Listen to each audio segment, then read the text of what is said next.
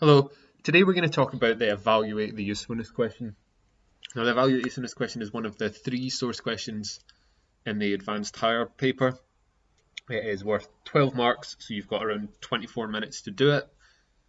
And it's one of the more complex questions because it actually asks you to do something in terms of historical skill, which is very much rare when it comes to SQA exams, as this is a much underused part of the kind of history curriculum. And if you go on to study history at university or any kind of subject of that ilk, politics or those sort of things, international relations, you will need the kind of historical interpretive skills that you will develop from doing the evaluate the usefulness question. In the evaluate the usefulness question, as I say, it's worth 12 marks. 3 marks are awarded for provenance, and provenance just means where something comes from. So for evaluation of questions, those 3 marks are for author, timing, and purpose. And they've changed the marking instructions now so that you have to do all 3. You didn't used to have to do all 3, but now you do. So you have to attempt an author, timing, and purpose point. 3 marks are available for content. So this involves taking a point from the source and interpreting it and relating it to the question. 4 marks are available for what we call wider contextual development or omissions. So points that are in the source, you can explain a bit more about them, give specific details or refer to specific people, or you can add points that aren't mentioned in the source at all. For the extra details bit, you can also include historians' views. So if you want to have some more historians' views, that's fine. But there are 2 marks set aside for historical interpretation. So 2 marks for naming historians and explaining what they think on the issue. But you could have 6 historians and explain what they think on the issue, and that would be enough to get the marks. So minimum of 2 when it comes to historical opinions. First to provenance. So 3 marks available for provenance in the evaluate questions. And it's easy, I think, to try and think of them as when, why, and whose. So first, timing. When was it written? Second, purpose. Why was it written? Third, author. Who was it written by? To provenance and timing.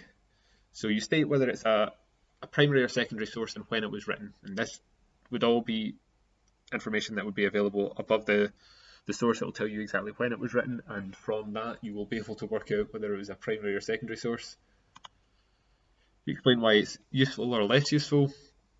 If it's a primary source, give a kind of detailed explanation of the context. It's useful because it was going on at the time of whatever, and explain in detail what had happened. If it's a secondary source, kind of evaluate what type of source it is and explain why the time has passed, whether that makes it more or less useful, if it's maybe if you've had time to reflect on it and learn about specific things.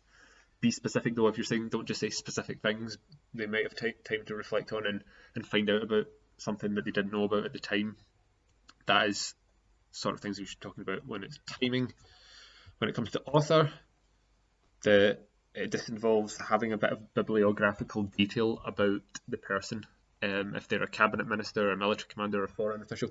On occasion, it will be an unnamed person, so it will be a girl who experienced the Blitz or something like that, and in which case you would just talk about why that's relevant, and then explain why it's useful or less useful, and talk about why this certain person is useful or less useful for finding out the question. I mean, it could be that they have direct experience of the issue, they were there, they were involved in decision making, so they'll know a lot about that process. Or if they're directly involved in some kind of controversial issue, then their contribution might be skewed by their bias. So, for example, there have been, sources from people like Churchill in the past, and he was obviously slightly skewed by his bias, by the fact that he wants to present himself as being as important and influential and correct as possible. Then to purpose. Now, purpose is probably the hardest thing in the exam to get a mark for.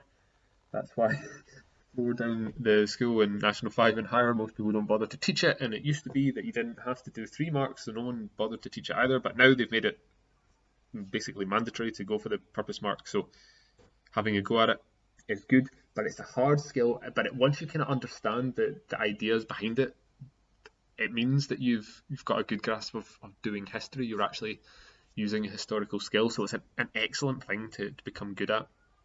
So with purpose, you're basically asking yourself, what is this source aiming to do? Any piece of writing has an intention. And so what is the intention? So it could be a government report trying to give information. It could be a personal reflection trying to justify or defend a course of action, which is quite common. It could just be a personal account attempting to give some information. It could just be to inform. Is it a government official document trying to set out a course of action or explain a change in the law? Once you've explained what it is, you must explain whether it's useful or not. So personal reflections might be less useful because they will be significantly coloured by bias, especially since they will be wanting to present the author in a good light, but you can't just say the author and you can't just say a good light. You've got to be specific. So you've got to present Churchill as making the right decisions and then talk about it in reference to the question. You're explaining why it's more or less useful. Always make sure at the back of your mind thinking, am I explaining whether this is useful or not? And if you're not, then you're not going to get a mark because you're not answering the question. Interpretation is just quoting points from the source. So 3 marks available for interpreting the source. When you're interpreting points from the source, make sure that you're answering the question though. You're evaluating the usefulness. So why is this bit of information useful? It's useful because it shows us something about this topic. Again, being specific, it shows us that Churchill wasn't always on the same page as Roosevelt. That kind of thing, being specific about detail. So you start by quoting a relevant point from the source, explain whether it's useful or not useful. It will be useful if it's an accurate point, not useful if it's inaccurate, and there are definite inaccuracies quite often in evaluating usefulness questions at advanced higher. And then you must explain why the point you have quoted is useful or less useful in relation to the question. So answering the question and being specific is key. Then we're on to wider historical context. So these are things that aren't in the source. So 4 marks were available that explaining things that aren't in the source. So they must be directly relevant to the question and detailed and accurate in order to gain marks. So they can give further details about issues raised by the source or can highlight points that the source fails to mention. So the source might say something like, many soldiers died in this action, and if you know how many people died, then you can say, well, it was actually 40,000 soldiers that died. Or if you know, it says that prominent politicians were involved, if you know that it was Eden, or if you know Lord Halifax, or if you know it was Bevan, then being specific about those sort of things, being specific about general details that are in the source gets you those marks. I used to think that it was much easier to just totally go for omissions, so things that weren't mentioned in the source at all. But on reflection, that sometimes seeing something in writing and thinking, oh, I actually know this little additional detail, can help jog your memory. So it's really just a case-by-case basis. Whichever is easier for you, do it. And when we're talking about omissions, when we're talking about this wider historical context, you must make clear that this makes the source less useful. And remember, you can include historiography as the wider historical context. That is acceptable. But there are also 2 marks that are just set aside for historians' views. Now, I've said it's often better to use historians who disagree, because then you can say some people, well, A.G.P. Taylor thinks this, whereas Max Hastings thinks that, but it doesn't actually matter. You can have 2 historians that agree, that's totally fine, as long as you have a specific historian in mind and then explain their opinion, you are fine. So these are the sources and the authors of the last few exam papers. So 2019, obviously there wasn't a paper in 2020. It was about the impact of the Blitz, and it was by Winston Churchill. So Churchill would obviously want to pick up his role, talk about how wonderful he was. You can talk about he was a less useful author and things like that. In 2018, it was Evacuation, and it was a memoir of a Liverpool girl evacuated to Wales. 2017, it was about the impact of the war on women, and it was mass observation surveys. Obviously, those mass observation surveys were quite useful because it's catching people almost off guard. You're likely to hear real opinions But you could also argue actually that when you're talking to strangers that sometimes you might be less willing to express yourself, so you can do a bit of kind of come and go there. The 2016 was a bombing campaign with Arthur Harris. Arthur Harris obviously wanting to celebrate the bombing campaign as he was in charge of it. 51 election was Herbert Morrison, so a Labour Party politician, so maybe want to talk, he might have been slightly, well, he would have been biased in explaining kind of things that went on there. Welfare reforms with Hugh Dalton, who was again a Labour Party politician. Same question in 2014 with Herbert Morrison. Impact of women's work with mass observation. Churchill's war leadership with Nye Bevan, so obviously someone a bit of a critic of Churchill. Fall of Chamberlain from Eden, someone who didn't particularly like Eden. And preparations for war from Rab Butler. So a big range of people there. You should be familiar with all of those authors because they are the sort of people that have come up. If, of course, we've reached that point in the course yet. If you've not reached the certain point, if you've not done the labour welfare reforms, then you might not know who Hugh Dalton is. And if you've not kind of got to the election, then you might not know that much about Herbert Morrison or maybe a huge amount about Nye Bevan or Rab Butler. But you should be aware of most of those people, and if you're not, it's an idea to kind of Google them and make sure that you do know who they are. So here's an example of a question. This is a source taken from Winston Churchill's The Second World War, obviously Churchill's book about the Second World War, and it's asking about Churchill's effectiveness as a war leader.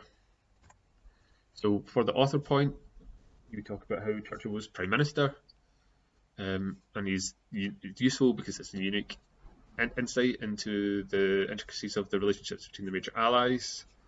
Purpose is, it's a memoir from Churchill. Churchill famously said, you know, that history would be kind to him because he intended to write it and all that kind of stuff. So you talk about how he's biased, it's less useful because he wants to highlight his success and maybe downplay any failures that he had.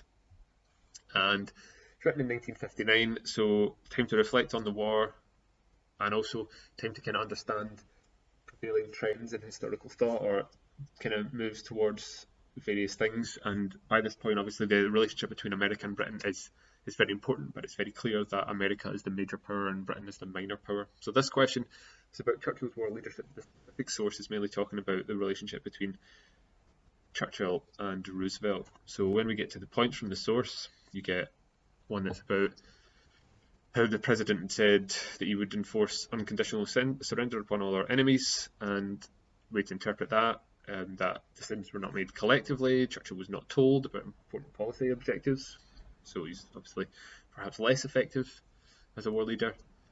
Then we get one that says that Churchill said he supported and concurred in what he said, shows that Churchill was obliged to support Roosevelt no matter what. Suggests that Churchill was a junior partner. Any divergence between us, onto the third point, even by omission, would on such occasions and at such a time have been damaging or even dangerous to our war effort. Though this suggests the Allies weren't always going to agree, but forced to accept decisions from other allies, and in particular the British were probably forced to accept decisions from the Russians and the Americans. So indicates that there was a bit of a troubled relationship, but there was a facade of unity. And the expression unconditional surrender has been described by various authorities as one of great mistakes of Anglo-American war policy. Making sure that everyone knows that the Allies got things wrong, and when they got things wrong, it was probably the Americans to blame. So you get the idea there. Then you would move on to talking about things that weren't mentioned in the source. Obviously for Churchill, that's a huge range of things. War leadership, you can talk about just about anything in that question. And finally, the historical interpretation, that, you know, Martin Gilbert, John Charmley, all those kind of people with their opinions on Churchill, and speak about it at great length. It shouldn't be too much trouble. So hopefully that explains the evaluate the usefulness question. There are practice questions available. There's also obviously practice questions that you can do from past papers on the website for the SQA. All of those sort of things should hopefully help you get better at understanding how to complete the evaluate the usefulness question.